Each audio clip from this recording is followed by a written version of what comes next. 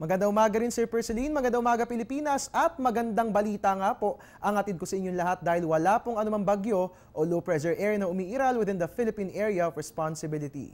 At ang mas magandang balita, ayon kay Pag-asa Weather Forecaster Manny Mendoza, asahan na wala nang papasok na weather disturbances sa bansa hanggang matapos ang buwan ng Nobyembre. Sa ngayon, ang tanging umiiral po na weather system sa atin ay ang tail end of a cold front. Ito nga po yung mga kaulapang nakikita po natin, no? At partikular po yung nakaka-apekto dito po yan sa may hilagang Luzon.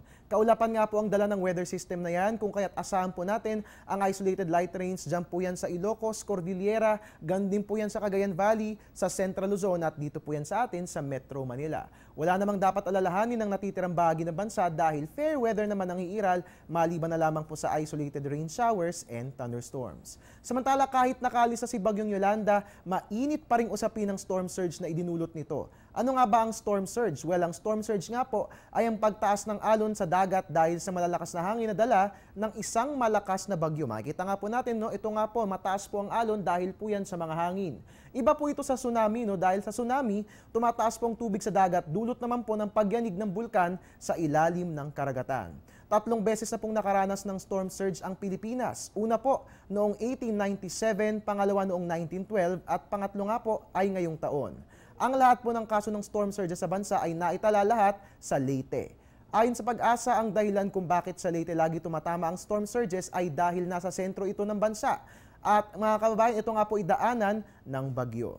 At yan nga po, no, para maiwasan natin ang mga panganib na dulot ng storm surges, lumikas at pumunta sa isang mataas na lugar bago pa man lumakas ang isang bagyo.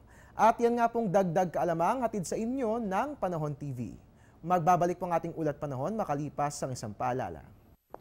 Teng, ang package. Ma'am, sabi ng Air 21 on the road na. Ano, Teng? Ang package. Ma'am, sabi ng Air 21 na receive na. Okay, very good.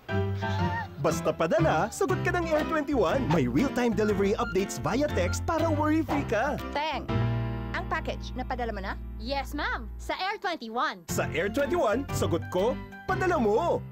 Mga kababayan, maaari po nating simulan ng maganda itong linggong ito sa pamamagitan ng paggawa ng mga magaganda at mabubuting bagay at kabilang na nga po dyan ang pagpaparticipate sa Extended Relief Operations ng Panahon TV at Air 21. Hanggang November 30 po ito at pwede pa pong ihabol ang inyong mga donasyon kagaya halimbawa ng luma pero magagamit pang damit, ready-to-eat food, bottled water at mga gamot.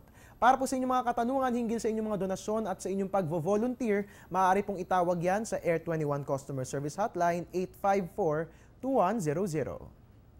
And again, Perceline, to answer your question, maganda naman ang maaasahang panahon dito sa Metro Manila, maliban na lamang yan sa isolated light rains. At yan po muna ang latest mula rito sa Pag-asa DOST. Para mag-updated tayo sa lagi ng ating weather, please like our Facebook page or you can also follow us on Twitter at Panahon TV. And of course, welcome lahat sa ating website na www.panahon.tv.